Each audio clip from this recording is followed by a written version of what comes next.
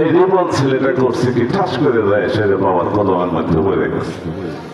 বাবা একটা ধমক দিছে, ধমক ধরার সাথে সাথে ওর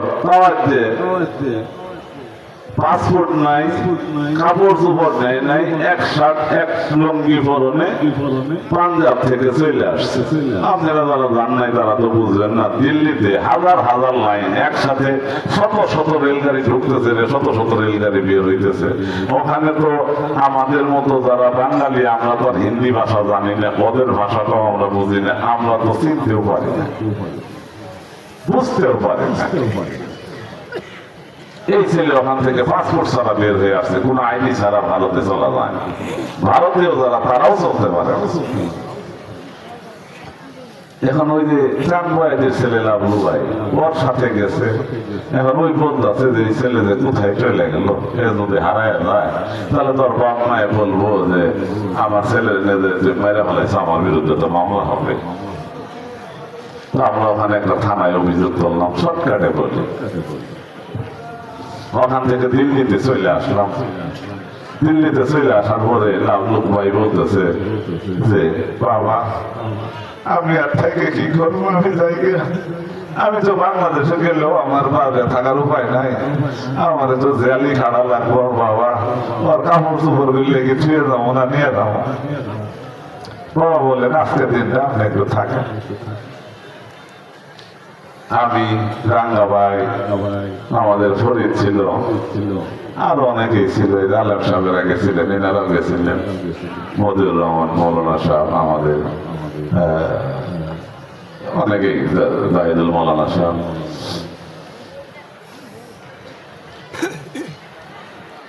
বিকেলবেলা বাবা বললেন তো আমাদের আরেকটা মহিলা হারানো গেছে দিল্লি স্টেশন থেকে, সেটা হইল বড়পাড়া ডিস্ট্রিক্টের, ভারতের বড়পাড়া ডিস্ট্রিক্টের।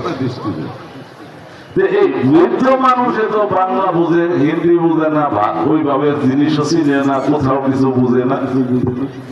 এখন সেও হারায় গেছে, দুইটা নিয়ে ভীষণ চিন্তা, আমরা চিন্তায় আছি হারে যদি কোন একটা কিছু হয়ে যায় তাহলে তো বাবা জানে বদনাম হয়ে যাবো, বাবা জানের কাছে যায় হারায় গেল। এটা আমরা মনে মনে আমার মাত্র দুর্বল।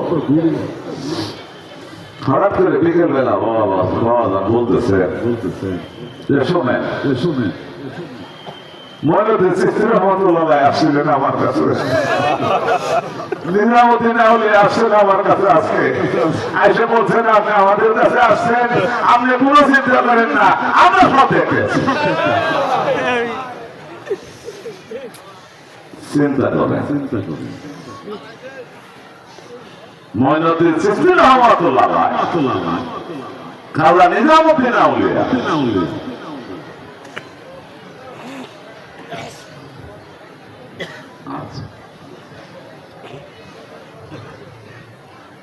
বাবা বলতেছেন যে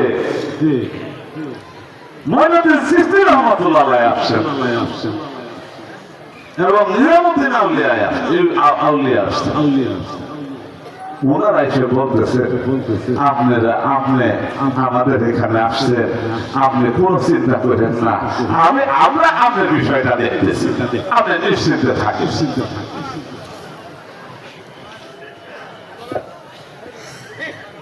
আমরা শুনে তো কাঁদতেছি, আমরা কার সঙ্গে চলি আমরা নিজেরাই জানি না। আমরা কার সঙ্গে চলি, আমরা মুশরিক করি, কত উত্তম মার্গের ওলি আল্লাহ, আমরাই বুঝি না। পায়ের ধন হারাইলাম, সন্ধ্যার পরে খবর পাইলাম বাবা জান আমরা বসে আছি, বাবা জান বলতেছে যে ওই যে মহিলারা হারানো গেছে, ওই মহিলারা ময়নুদ্দিন চিশতি রহমাতুল্লাহ দরবারে আছে। ওই মহিলারা, ভারতের মহিলারা ময়নুদ্দিন চিশতি রহমাতুল্লাহ দরবারে। ওই মহিলা বলতেছে যে সাদা একটা পোশাক পরে এই একজন মানুষ আইসা আমাকে জিজ্ঞেস করলো যে আপনি কি মুর্শিদপুরীকে খুঁজতেছেন? আমি বললাম যে জি বাবা, আমি তো মুর্শিদপুরী হারাই বেড়াইছি, আমি তো খুঁজে পাইতেছি না, আমি আসাম থেকে আইছি, আমার একটু আপনি ওনার কাছে নিয়ে যান। উনি বলতেছে যে তাহলে চলে না, আমার সাথে চলে না, আমি আপনাকে মুর্শিদপুরীর কাছে পৌঁছাই দেব।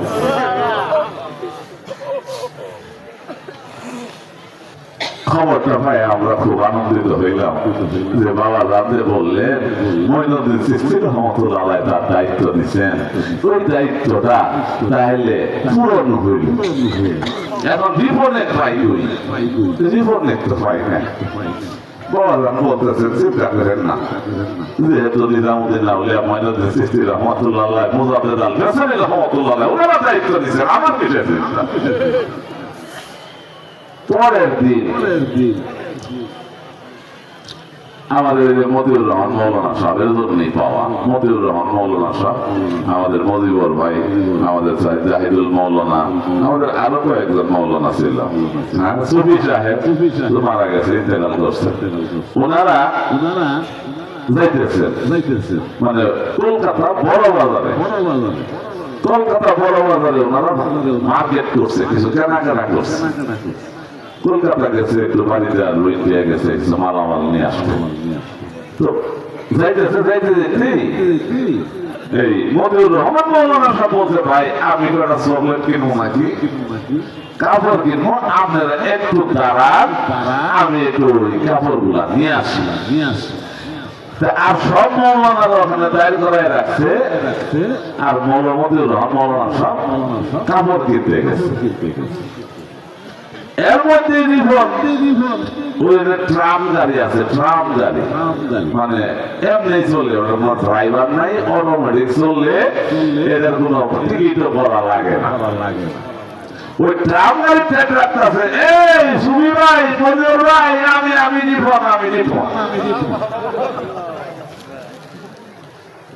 এরা পিছিয়ে পিছিয়ে দৌড়ায় গেছে, জীবনের নামাই নিয়ে আসছে ট্রাম গাড়ি, হালকা করে চলে, সবসময় ড্রাইভার ছাড়া তো এই জীবনের নামাই নিয়ে তুমি কেমনে আসলা কলকাতা? তুমি তো পাঞ্জাব থেকে টিকিট নাই, টাকা নাই, পয়সা নাই, পাসপোর্ট নাই, তোমার ভাষা জানা নাই, তুমি আসলা কিভাবে?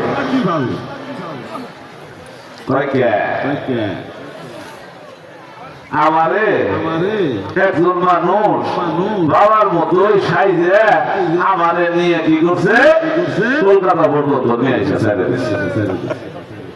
আমি ট্রেন চিনি না, আমাকে ট্রেনে উঠাইছে, আমাকে ট্রেনের মধ্যে খাওয়াইছে, আমাকে ট্রেনের মধ্যে পড়াইছে, আমার সমস্ত দেখাশোনা কইরা উনি এসে আমাকে কলকাতায় নামাই দিয়েছে। আমরা তো ওইখান থেকে যখন সংবাদটা পাইলাম, লাভলু ভাই তো জীবন ফিরে পাইল। এই যে আমরা আসলাম কলকাতায় এসে সেটা পাসপোর্ট লাভলু ভাই পেয়েছে আমার মানলাম। পরে আবার পাঞ্জাব থেকে পুলিশ আইসা রিপনের থানা থেকে মুক্ত করে পাসপোর্ট সহ বাবার কাছে বোঝাই দেয়, মানে আমাদের খাদেমদের কাছে বোঝাই দেয়। এটা হলো মুর্শিদপুরি, খাজা বাবা মুর্শিদপুর। তাই বাবা যাক বলছেন যে আমি একদিন আরেকটা কথা বলি বাবা জানেন, হ্যাঁ আরেকটা বলি যে আমি ওই ধরম ডিস্ট্রিক্ট ভারতে বাবার সাথে সফরে গেছি। তো শিলভরে একটা গ্রাম আছে, ওখানে হালিম ভাই আমাদের নেতা, তো হালিম ভাইয়ের এলাকায় গেছি। আমরা তো নতুন গেছি, তো বাবা যেখানে যায় সেখানে আমাদেরকে নিয়ে যায়।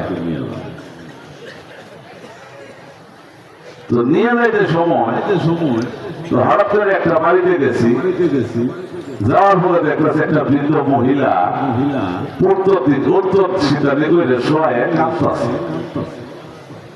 মানে বাড়ির মানুষেরা তারে মারা গেছে, সে উত্তর শীতনে শুয়ে ওনার উত্তর শীতনে শুয়ে বাড়ির মানুষ কান্নাকাটি করতেছে, এর মধ্যে বাবাও যায় ঢুকছে।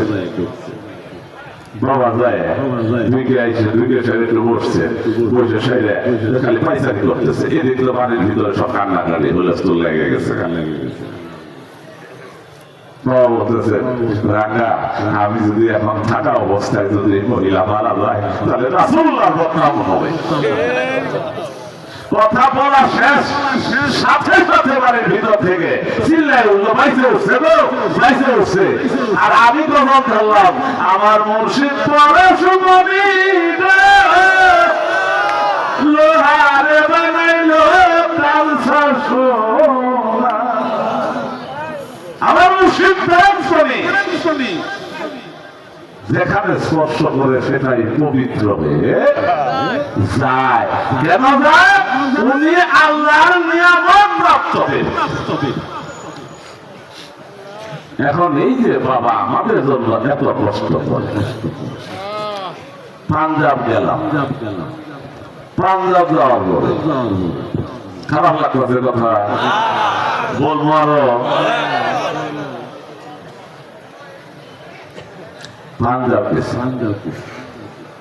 পাঞ্জাব যাওয়ার পরে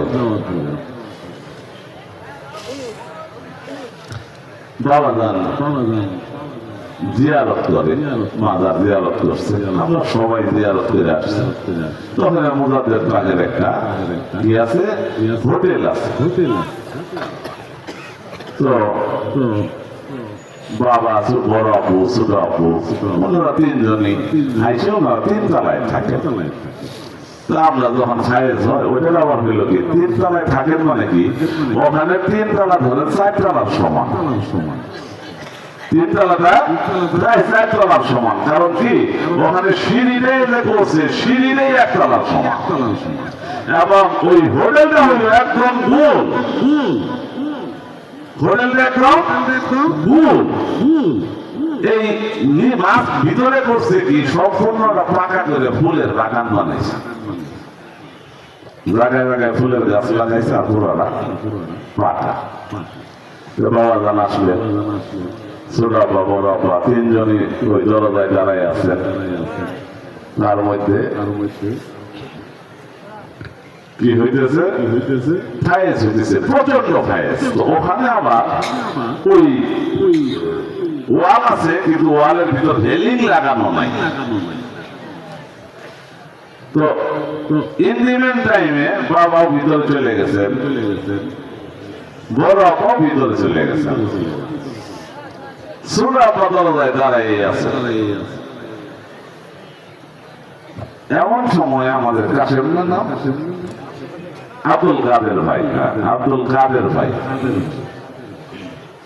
আব্দুল কাদের ভাই বারান্দায় ছুটাছুটি করতে করতে ছোট আপার সামনে এসে ওখান থেকে লাফ দিয়ে নিচে পড়ে গেল। ওখানে যে আমাদের এখানে নীলা ডাক্তার আপা আছে, উনি আছে, ওনার হাজবেন্ডও আছে, উনি অর্থোপেডিক ডাক্তার। তো উনি বললেন যে কলিজা টলিজা হয়তো ফেটে গেছে, কারণ যেহেতু পাকার মধ্যে পড়ছে।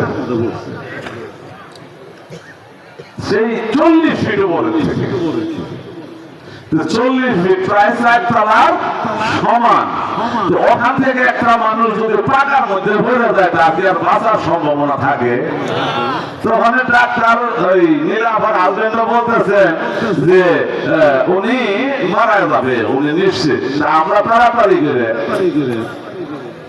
করে হাসপাতালে পাঠাইলাম। তো উনি খালি মনে মনে উনি খালি জোরে জোরে বলতে বাবা বাবা বাবা বাবা বাবা, এইভাবে শুধু বাবা বাবা বাবা বাবা বলতেছেন।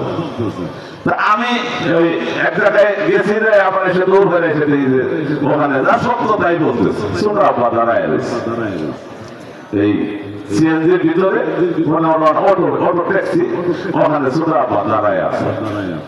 তো ওনার ছোট বাবু তাড়াতাড়ি হাসপাতালে নিয়ে যাও, তাড়াতাড়ি হাসপাতালে।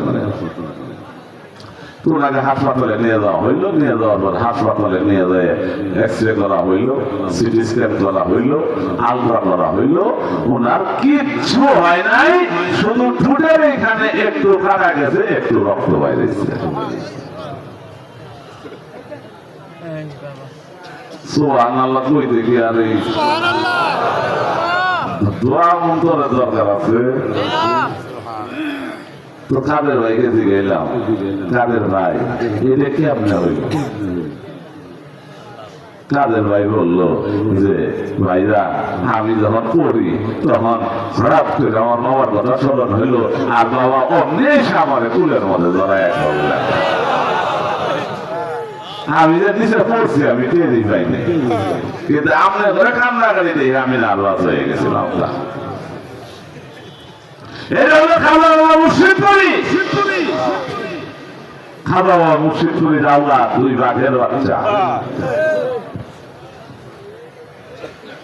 কিন্তু আপনার তো মুর্শিদ, আপনার মুর্শিদ কে? আপনার আমার মুর্শিদ মুর্শিদ মুর্শিদপুরের কাছে আমরা কি করছি? বায়াত হয়েছি। বায়াত শব্দের অর্থ কি? সবকিছু দিয়ে দিচ্ছেন, মানে কি আপনার ইচ্ছা শক্তি দেয় খাজা বাবা মুর্শিদপুরীর কদমে অর্পণ করে দিচ্ছেন। আর আপনার মধ্যে কিছু আছে, আপনার মধ্যে আর কিছু থাকলো, খাজা বাবা মুর্শিদপুরীর কদমে আপনি নিজেকে সমর্পণ করে দিচ্ছেন।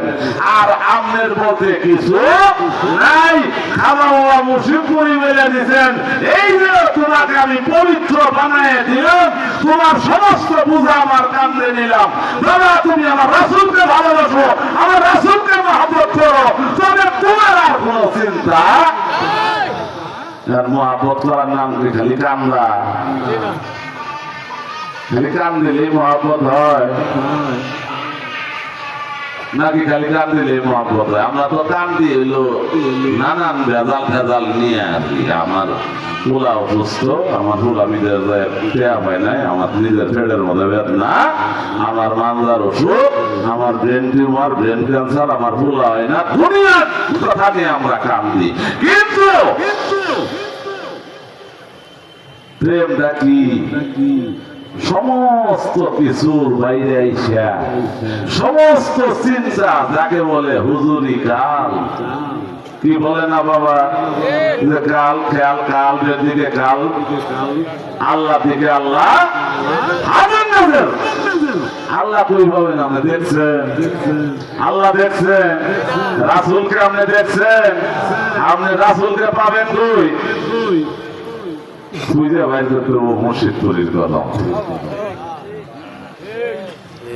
এত সুন্দর নূর চেহারা রবতে আর দেখি নাই, আমি তোমায় দেখে মুর্শিদপুরী রাসূল দেখার সাধ মিটাই। ওই যে কইলাম আড়া, আড়া থেকে সিঙ্গারা হয়েছে, আড়া আর কোয়া যাবো না, সিঙ্গারাই কোয়া লাগবো। কিন্তু আমি জানি না, কি কথা ঠিক না, আমি জানি না আটা। আল্লাহ রে ভয় পান না কারা কারা? কোন তো হাত তুলে দেয়, সবাই ভয় পান। তাহলে বাবারা দেখে ভয় পান না কে? কোন কথা কন? জবাব দেন। আছে জবাব কারো? বাবারে দিয়ে ভয় পান। বাবার ভয়টাই অন্তরে হইল আল্লাহর আদর্শ। এগুলো দেখি না, কারণ আল্লাহ বলছে মুর্শিদপুরী যখন তোমার কালবে হাত ঢুকাইছে, তখন আমিও ওইখানে তোমার মুর্শিদপুরীর হাতটা আমার হাত বানায় ফেলাইছি। এগুলো দেখি না, তাহলে মুর্শিদপুরীর ভয় অন্তরে রাখা আল্লাহর ভয় অন্তরে রাখার সমান। কি কথা ঠিক না? কারণ আপনি যদি মুর্শিদপুরীর সঙ্গে বেদবি করেন, আল্লাহ বলছে আমি তোমারে তালাক দিয়ে দেব। কোথায় কে বলছে? আল্লাহ কুরআনে। আমি বলি নাই, আল্লাহ আল্লাহ বলছে, কোরআনে বলছে যে তোমার দায়িত্ব আমি আর নিব না। আল্লাহর দায়িত্ব নিব না। তাহলে এখন আমি সুদ খাইছেন কি করবেন? ঘুষ খাইছেন কি করবেন? জেনা করে ফেলছেন কি করবেন? জেনা করা, জেনার জন্য আমি শাস্তি কি? উমর পর্যন্ত মাটিতে হুইতে ফেলায় পাথর মেরে হত্যা করা। কথা ঠিক কিনা? এটা হইল কাম। আমাদের ভিতরে 6টা ঋতু আছে, কাম, ক্রোধ, লোভ, মদ, মোহ, মাৎসর্য। 6টা পশু দিয়ে আপনারা আল্লাহ পাক তৈরি করে পৃথিবীতে পাঠাইছে।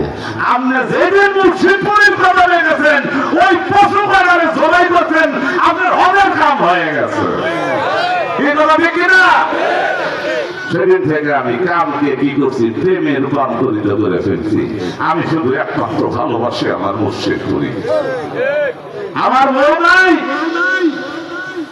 আমার সন্তান নাই, আমার বাবা মা নাই, আত্মীয় স্বজন নাই, সবার চেয়ে প্রিয়কে আমার খালা বাবা মুর্শিদ করি।